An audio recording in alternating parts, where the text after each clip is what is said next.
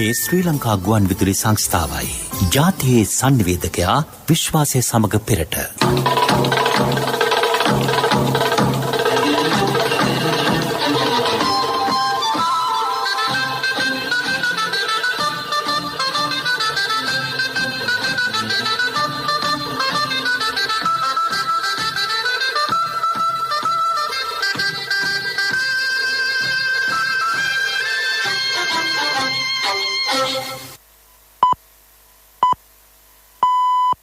රාත්‍රී 9යි. මේ ශ්‍රී ලංකා ගුවන් විදුලි සංස්ථාවයි. මෙන්න ප්‍රවෘත්ති සංස්කරණය මොහාන් පෙරේරා ප්‍රකාශය ගාමිණී මෙරින්නගේ. සිරස්තල සංචරණ සීමා ඉවත් කිරීම සමාලෝචනයකින් පසුව පළාත් අතර දුම්රිය ධාවනයට තවදුරටත් අවසර නොලැබේ. ත්‍රිවිධ හමුදා රෝහල් මගින් හෙට සිට ජනතාවට කොවිඩ් එන්නත. සෞඛ්‍ය වෘත්ති සමිති සිදු කරන වැඩවර්ජන සම්බන්ධයෙන් ජනතා ප්‍රසාදය. ආපොස උසස් පෙළ විභාගය සඳහා හෙට සිට අයදුම් කිරීමේ අවස්ථාව. තේවගාවට කාබනික පොහොර දිස්ත්‍රික්ක 8කින්. ආයුර්වේද නිෂ්පාදන සඳහා කල් ඉකුත් වූ අමුද්‍රව්‍ය සපයන ස්ථානයක් පාරිභෝගික කටයුතු අධිකාරිය වටලයි. එරාවුර් ඇඟලුම් කර්මාන්ත උද්‍යානයේ නිෂ්පාදන මේ වසරේ ආරම්භයි. බංග්ලාදේශ අගමැතිගෙන් ඉන්දීය අගමැතිවරයාට අඹ කිලෝ 2600ක්. ශ්‍රී ලංකාවෙන් එංගලන්ත පෙළට ලකුණු 167ක ජයග්‍රාහී ඉලක්කයක්. ශ්‍රී ලංකා ක්‍රිකට් පත්ව ඇති කනගාටුදායක තත්ත්වය පිළිබඳව ජ්‍යෙෂ්ඨ ක්‍රීඩකයන්ගේ කනස්සල්ල. පසුගිය දින 14ක් සඳහා පැවති සංචරණ සීමා හෙට සිට බලපැවැත්වෙන පරිදි තවදුරටත් ලිහිල් කෙරේ. බස්නාහිර පළාතේ තවදුරටත් අතිරේක මධ්‍යස්ථ මට්ටමේ සීමා කිහිපයක් ක්‍රියාත්මක කරනු ලැබේ. එහෙත් පළාත් අතර සංචරණ සීමා තවත් සති 2ක කාලයක් බලපැවැත්වේ. එය ලබන 19 වනදා දක්වා ක්‍රියාත්මකයි. සංචරණ සීමා ඉවත් කිරීම සලකා බැලෙන්නේ තවදුරටත් සමාලෝචනය කිරීමෙන් පසුවය. නව සංශෝධන යටතේ බස්නාහිර පළාතේ පොදු ප්‍රවාහන සේවා ක්‍රියාත්මක කිරීමේදී ආසන ධාරිතාවෙන් 30%ක උපරිමයකට යටත්ව සේවා පවත්වාගෙන යා හැක. අනෙක් පළාත්වල ආසන ධාරිතාව 50%කි. මේ දක්වා වසා තිබූ ආපනශාලා දැඩි සෞඛ්‍ය මාර්ගෝපදේශවලට අනුව විවෘත කළ හැක. සෞඛ්‍ය රෙගුලාසි යටතේ ලියාපදිංචි පදික වෙළඳුන්ටද ඒ සඳහා අවසර ඇත. එලිමහන් සතිපොළ වෙළඳාමද පළාත් පාලන ආයතනය අනුව පවත්වාගෙන යා හැක. සැලුන් සහ රූප ලාවන්‍යාගාර වේලාවන් වෙන්කර දී සේවා සැපිය හැක. ගෘහස්ත පුද්ගලික උත්සව සහ ආගමික උත්සව පැවැත්විය නොහැක. පූජනීය ස්ථාන වසා තැබිය යුතුය. කෙසේ වුවත් සම්බාහන මධ්‍යස්ථාන විවෘත කිරීමට අවසර දී තිබේ. වසංගත රෝග තත්ත්වයේ ස්වභාවය මත මෙම සංචරණ සීමා තව දුරටත් සංශෝධනය විය හැක. පළාත් අතර දුම්රිය ධාවනයට කොවිඩ් පැතිරීම වැළැක්වීමේ ජාතික ක්‍රියාන්විත මධ්‍යස්ථානයේ අනුමැතිය නොලැබීම නිසා පසුගිය සතියේ මෙන් දුම්රිය ධාවනය තව දුරටත් සිදු කරන බව නියෝජ්‍ය දුම්රිය සාමාන්‍ය අධිකාරී ගාමිණී සෙනවිරත්න මහතා පවසයි. අඹේපුස්ස අවිසාවේල්ල කොච්චිකඩේ සහ අලුත්ගම දුම්රිය ස්ථානයේ සිට කොළඹ කොටුව හා මර්දාන දුම්රිය ස්ථාන වෙත ගමන් වාර 70ක් සිදු කෙරේ. මුහුදුබඩ මාර්ගයේ අලුත්ගම දකුණු කළුතර වාද්දුව පානදුර මොරටුව සහ ගල්කිස්සේ සිට ගමන් වාර 12ක්ද කැලණිවැලි මාර්ගයේ අවිසාවේල්ල හා පාදුක්කේ සිට ගමන් වාර 5ක්ද පුත්තලම් මාර්ගයේ කොච්චිකඩේ සහ මීගමුවේ සිට ගමන් වාර 8ක්ද ක්‍රියාත්මක කෙරේ. සවස ධාවනය වන්නේද උදැස්සන ධාවනය වූ ගමන් වාර සංඛ්‍යාවමය. මේ සතියේදී තවත් දුම්රිය ගමන් කිහිපයක් වැඩි කෙරේ.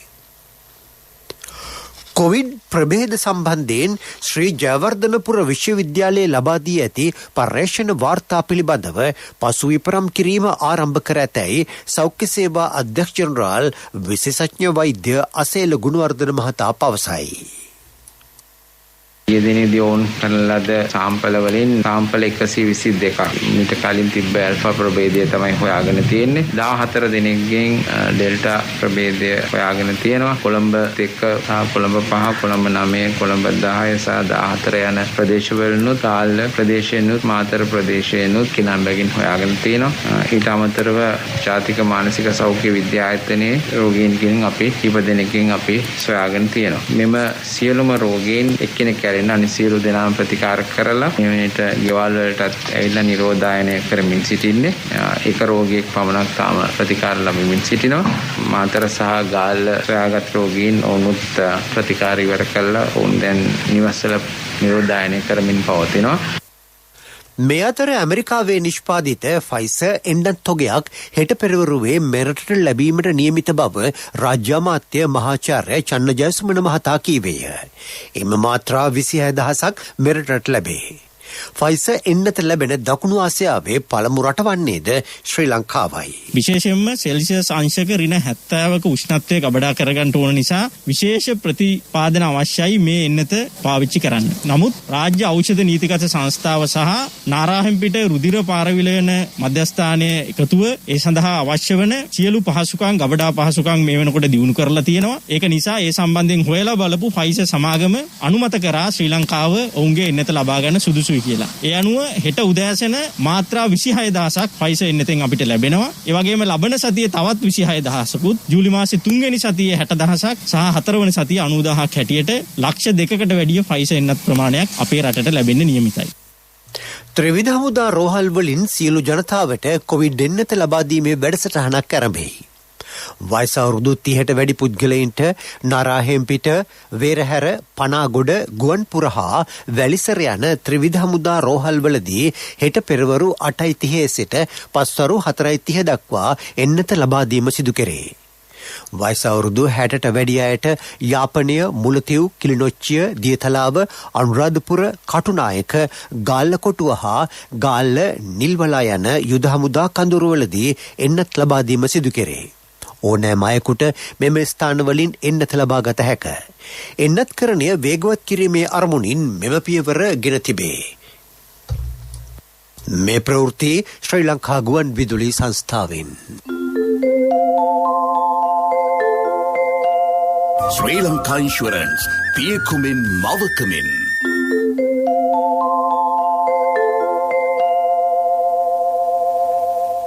සෞඛ්‍ය සේවාවේ වෘත්තීන් 13ක සේවක සේවිකාවෝ හෙට වැඩවර්ජනයකට සූදානම් වෙති. මහජන සෞඛ්‍ය පරීක්ෂකවරුන්, පවුල් සෞඛ්‍ය සේවා නිලධාරීන්, ඖෂධ සංයෝජකයින්, දන්ත චිකිත්සක, අක්ෂි තාක්ෂණවේදීන්, විද්‍යුත් විකර්පන රේඛන ශිල්පීන්, විද්‍යුත් කාන්තු රේඛක ශිල්පීන්, මහජන සෞඛ්‍ය රසායනාගාර ශිල්පීන් සහ කීට විද්‍යාඥයින්, වෛද්‍ය රසායනාගාර විද්‍යාඥයින්, විකිරණ විද්‍යා තාක්ෂණවේදීන්, රජයේ ඖෂධවේදීන්, වෘත්තීය චිකිත්සකයින් සහ විකිරණ ප්‍රතිකාර චිකිත්සකයින් යන වෘත්තීවලට අයත් සේවක සේවිකාවෝ ඊට ඇතුළත් වෙති. හෙද සේවාවට උසස්වීම් ලබා දීම හේතුවෙන් සෞඛ්‍ය සේවාවේ සමාන්තර ශ්‍රේණිවලට එම වරප්‍රසාද නොලැබීම මුල් කර ගනිමින් මෙම වැඩවර්ජනය ක්‍රියාත්මක කිරීමට නියමිතයි. කෙසේ වුවත් වර්තමානයේ පවතින විවිධ අර්බුද හමුවේ මෙවැනි ක්‍රියාමාර්ගවලට එළඹීම ජනතාවට කරන ද්‍රෝහිකමක් ලෙස බොහෝ දෙනා පෙන්වා දෙති. මේ අවස්ථාව සෞඛ්‍ය සේවාවේ සහාය ජනතාවට අත්‍යවශ්‍යම වූ මොහොතකි. එවැනි අවස්ථාවකදී මුදල් පිළිබඳව පමණක් සලකා මෙවැනි ක්‍රියාදාමයක යෙදීම පිළිබඳව ජනතාව දැඩි අප්‍රසාදය පළ කරති. අභියෝග හමුවේ වුවත් සංවර්ධන කටයුතු ඉදිරියටම කරගෙන යාමේ ශක්තිය රජයේ සතු ඇතැයි ඇමති ජොන්ස්ටන් ප්‍රනාන්දු මහතා පවසයි. එහෙත් කිසිදු අභියෝගයක් නොතිබුණු යහපාල ආණ්ඩුව සමයේ කිසිදු සංවර්ධන ක්‍රියාවලියක් නොතිබුණි. මාතලේ පල්ලේගම නාරන්ගමුව ප්‍රධාන මාර්ගයේ කොටසක් සංවර්ධනය කිරීම ආරම්භ කරමින් ඔහු මේ බව කීවේය. එහි කිලෝමීටර 5කට ආසන්න දුරක් සංවර්ධනය කෙරේ. ඊට රුපියල් මිලියන 102ක් වැය කෙරේ. එහිදී තවදුරටත් අදහස් දැක්වූ ඇමතිවරයා. මොන ප්‍රශ්න තිබුණත් යුද්ධයක් තියෙන කාලේ මේ රටේ පාරවල් හැදුනා, ගොඩනැගිලි නිර්මාණ වුණා, පරිපාලන යටිතල පහසුකම් ටික දියුණු වුණා, දැවැන්ත සංවර්ධනයක් වුණා. ඒ නිසා අපිට මේක පුරුදු දෙයක්. මේක පුරුදු නෑ ප්‍රේමදාස මහත්තයාගේ පක්ෂයට, ප්‍රේමදාස මහත්තයාගේ ඉන්න මන්ත්‍රීවරු ටිකට. ඒකට යුද්ධයක් නැතුව, ආර්ථික ප්‍රශ්න නැතුව, චීනයට විතර දෙවෙනි වෙච්ච ආර්ථික වර්ධන වේගයක් තිබුණු රටක් අපි බාර දුන්නේ. එතකොට ඒගොල්ලන් අභියෝග නැතුවත් වැඩ කරන්න බැරි වුණා. අපිට හොඳට පුරුදු, අපේ ජනාධිපතිතුමාට, අපේ අගමැතිතුමාට, අපේ මන්ත්‍රීවරුන්ට අපිට හොඳට පුරුදුයි අභියෝග මැදින් ගිහිල්ලා ජයග්‍රහණ කරගෙන ගෙනියන්න. ඩයගම ග්ලාස්ගෝ වතුයායේ තෘණභූමියක මිය ගොස් සිටි කඳුකර කොටියෙකුගේ සිරුරක් හමු වූ බව නුවරඑළිය වනජීවී කාර්යාලය සඳහන් කරයි. එම සතා මිය යාමට හේතුව අනාවරණ වී නොමැත. මෙම කොටියා අවුරුදු 4ක් පමණ වන බව සඳහන් වේ. මේ අතර දෙහිවල සත්තුවත්තේ නෝර්ත් සිංහයාට ආසාදනය වී තිබුණේ බ්‍රිතාන්‍යයේ ඇල්ෆා කොවිඩ් ප්‍රභේදයේ බව දැන් හඳුනාගෙන තිබේ. අලිමිනිස් ගැටුමට විසඳුමක් ලෙස මේ වසරේදී කිලෝමීටර 1500ක් දිග විදුලි වැටක් ඉදිකිරීමට රජය සූදානම් වෙයි. ඒ සඳහා අයවැයෙන් රුපියල් මිලියන 2000කට ආසන්න මුදලක් ලැබී ඇති අතර සත්වාර මුදලින් තවත් මිලියන 2000ක් ලැබී ඇත. දැනටමත් අලිමිනිස් ගැටුම් ඇති ප්‍රදේශවල කිලෝමීටර 4500ක් දිග විදුලි වැට ඉදිකර අවසන්ය. ඉතිරි ප්‍රමාණයද මේ වසර අවසන් වීමට පෙර නිම කිරීම අපේක්ෂාවයි. ආයුර්වේද ඖෂධ නිෂ්පාදනය කිරීම පිණිස කල් ඉකුත් වූ අමුද්‍රව්‍ය සපයන ස්ථානයක් පාරිභෝගික කටයුතු අධිකාරිය වටලයි. කොළඹ නාගලන් වීදියේ පැවති එම ස්ථානයේ තිබී විවිධ ඖෂධ වර්ග ලක්ෂයක් පමණ සොයාගෙන ඇත. ඒවා බොහොමයක් ඉන්දියාවේ සිට ආනයනය කර තිබේ. කල් ඉකුත් වූ මී පැණි, වියලි මිදි, තෙල් වර්ග ඇතුළු භාණ්ඩ රැසක්ද අත්අඩංගුවට ගෙන ඇත. මෙරට ජීවිත රක්ෂණ ක්ෂේත්‍රයේ දැවැන්තම බෝනස් තීමනාව ශ්‍රී ලංකා ඉන්ෂුරන්ස් ග්‍රෑන්ඩ් බෝනස් රුපියල් මිලියන 8600ක අසම සම ජීවිත රක්ෂණ බෝනස් තීමනාව මෙවරත් ශ්‍රී ලංකා ඉන්ෂුරන්ස් ජීවිත රක්ෂණ හිමියන්ට.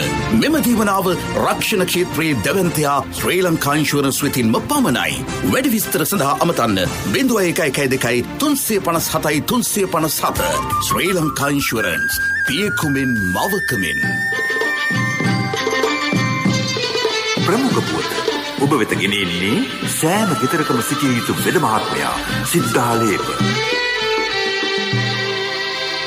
අධ්‍යයන පොදු සහතික පත්‍ර උසස් පෙළ විභාගය සඳහා සියලුම රජයේ සහ පෞද්ගලික පාසල් අයදුම්කරුවන්ට හෙට සිට මාර්ගගත ක්‍රමයට පමණක් අයදුම් කළ හැකි බව විභාග කොමසාරිස් ජෙනරාල්වරයා පවසයි. ලබන 30 වනදා දක්වා අයදුම්පත් බාර ගැනේ. ප්‍රමුඛ පුවත ඔබ වෙත ගෙන ආවේ සෑම ගෙදරකම සිටිය යුතු වෙද මහත්මයා සිද්ධාලේප. ශක්ති හඬ අවධානය පිණිසයි. මහියංගනේ මාපාකඩ වැවේ බැම්මට පහලින් ඇති රක්ෂිතයේ විශාල වන සංහාරයක් සිදුවන බව ප්‍රදේශවාසීහු කියති. යාන්ත්‍රික කියත්තාධාරයෙන් විශාල රූස ගස් කපා කුට්ටි කර ඇත. ඇතම් ස්ථාන ගිනි තබා විනාශ කර තිබේ. බලධාරීන් මේ පිළිබඳව අවධානය යොමු කළ යුතු බව ගම්වාසීහු පවසති. විදෙස් පුවත්.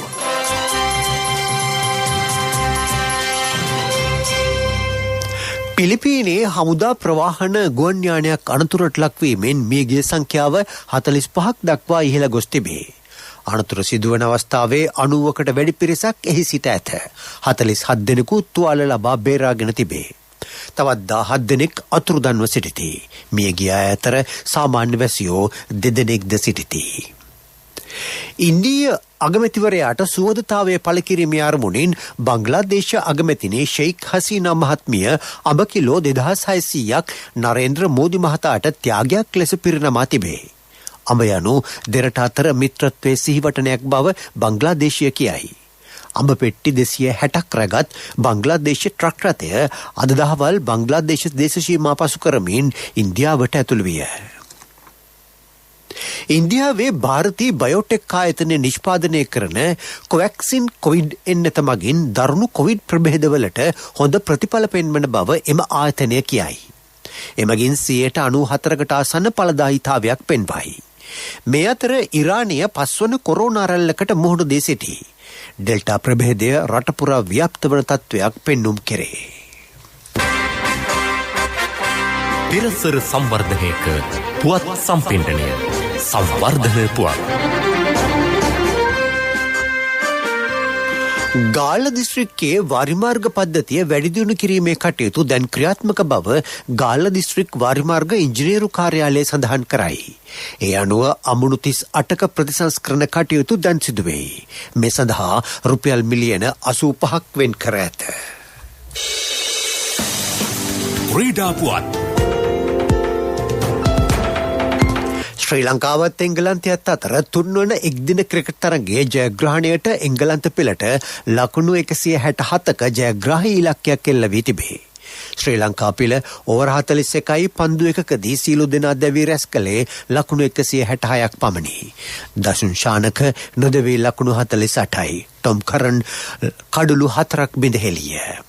වර්තමානයේදී මෙරට ක්‍රිකට් ක්‍රීඩාව පත්ව ඇති තත්ත්වය ඉතාමත් කනගාටුදායක බව ශ්‍රී ලංකා කාන්තා ක්‍රිකට් කණ්ඩායමේ පුහුණුකරු හෂාන් තිලකරත්න පවසයි. පසුගිය වසර කිහිපය පුරා මෙම දුර්වලතාවය දැක ගැනීමට හැකිවිය. දැන් එහි උච්චතම අවස්ථාවට පැමිණ තිබේ. ශ්‍රී ලංකා ක්‍රිකට් තේරීම් කමිටුව වගකීමකින් තොරව ජ්‍යෙෂ්ඨ ක්‍රීඩකයන් ඉවත් කොට ක්‍රීඩකයන් එක් කිරීම නිසා වත්මන් තත්ත්වය ඇති වී තිබේ. දිගින් දිගටම අසාර්ථක වූ ක්‍රීඩකයන්ට වසර ගණනාවක් පුරා කණ්ඩායමේ ස්ථානය ලබා දී ඇත. මේ නිසා ක්‍රීඩාවට සිදු වූයේ විශාල හානියකි. විදේශ පුහුණුකරුවන්ට විශාල මුදලක් වැටුප් ලෙස ගෙවයි. සනත් ජයසූරිය, ලසිත් මාලිංග, මුත්තයියා මුරලිදරන්, රොමේෂ් කළුවිතාරණ වැනි ක්‍රීඩකයන් ලෝක ක්‍රිකට් ක්‍රීඩාවට අලුත් මාදිලියක් හඳුන්වා දුන් බවද ඒ මහතා කියා සිටී. ක්‍රිකට් පාලක මණ්ඩලයේ නිලධාරීන්ද තමාට නිලවරණයේදී ඡන්දය දුන් ක්‍රීඩා සමාජවලට ක්‍රීඩකීන් තෝරා ගැනීමේදී වැඩි ප්‍රමුඛතාවය දීම නිසා දක්ෂ ක්‍රීඩකයන්ට තැන අහිමි වී තිබේ.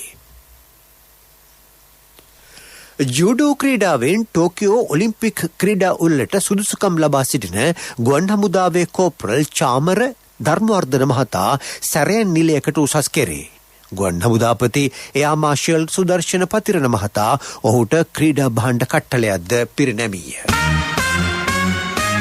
ව්‍යාපාරික පුවත් ඔබ වෙත ගෙන එන්නේ NSB ගෞරව ප්‍රශංසා. ඔබේ මුදලට සුරක්ෂිතම ස්ථානය ජාතික ඉතිරි කිරීමේ බැංකුව. එරාවුර් ඇඟලුම් කර්මාන්තෝද්‍යානයේ නිෂ්පාදන ක්‍රියාවලිය වසරක් තුල ආරම්භ කෙරේ. පුන්නකුඩා ප්‍රදේශයේ අක්කර 265ක මෙම ඇඟලුම් කර්මාන්ත උද්‍යානය පිහිටුවෙයි. මහා පරිමාණ කර්මාන්ත ශාලා 10කින් ඒ සමන්විතයි. ඍජු රැකියා අවස්ථා 5000ක් සහ වක්‍ර රැකියා විශාල ප්‍රමාණයක් මේ මගින් බිහිවෙයි. කලාපයේ අභ්‍යන්තර සංවර්ධන කටයුතු ශ්‍රී ලංකා ආයෝජන මණ්ඩලය මගින් සිදු කරනු ලැබේ. මෙම උද්‍යානය සඳහා රුපියල් බිලියන 5ක් ආයෝජනය කරේ. ඇඟලුම් කර්මාන්තයට අවශ්‍ය අමුද්‍රව්‍ය මෙහි නිපදවනු ලැබේ.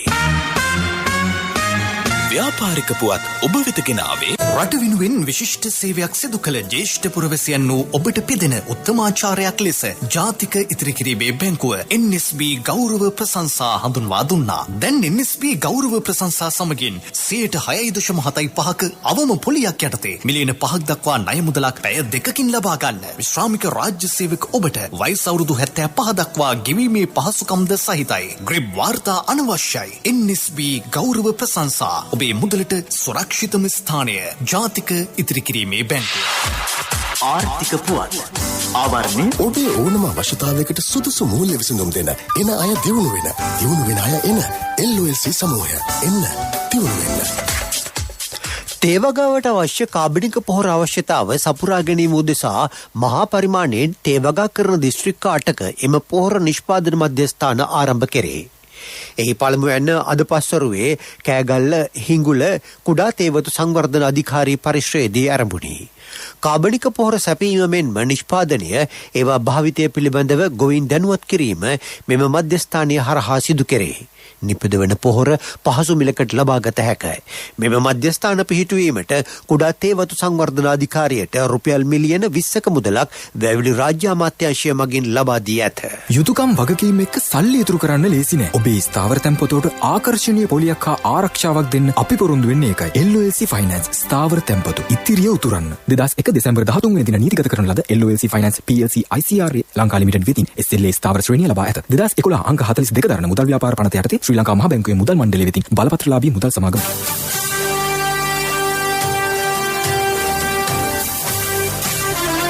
කාලගුණ වාර්තාව ඔබ වෙත ගෙන එන්නේ. සයුරු දීවර කාලගුණ තොරතුරු සේවාව.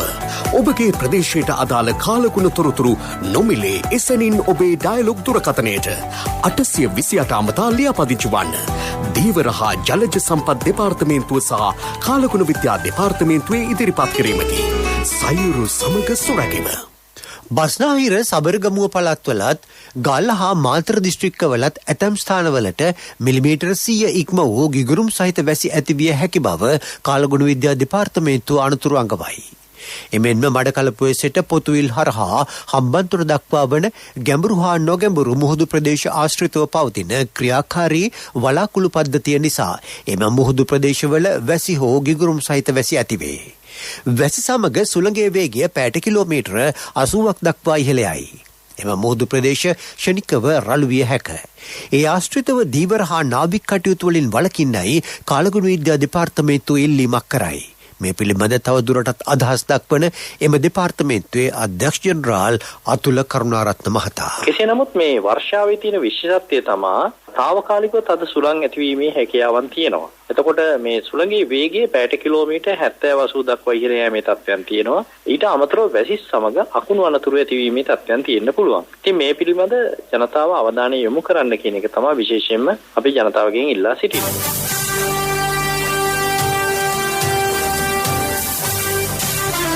කාලගුණ වාර්තාව ඔබ වෙත ගෙන ආවේ. සයුරු දීවර කාලගුණ තොරතුරු සේවාව.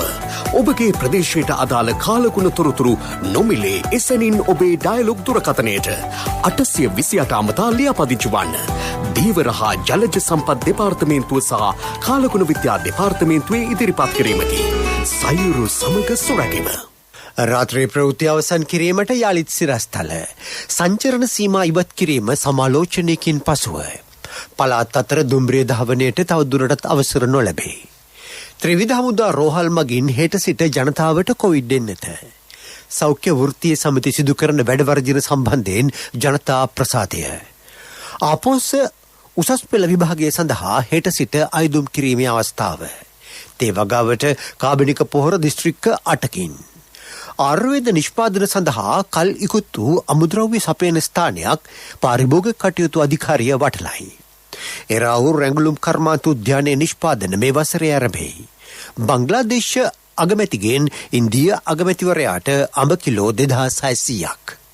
ශ්‍රී ලංකාවෙන් එංගලන්ත පෙළට ලකුණු 167ක ජයග්‍රාහී ඉලක්කයක්. ශ්‍රී ලංකා ක්‍රිකට් පත්ව ඇති කනගාටුදායක තත්ත්වය පිළිබඳව ජ්‍යෙෂ්ඨ ක්‍රීඩකයන්ගේ කනසල්ල. ප්‍රවෘත්ති මින් සමාප්තයි. අපගේ මෙම ප්‍රවෘත්ති ප්‍රකාශයට www.slbc.lk වෙබ් අඩවිය ඔස්සේද සවන් දිය හැකියි. ප්‍රවෘත්ති මින් සමාප්තයි.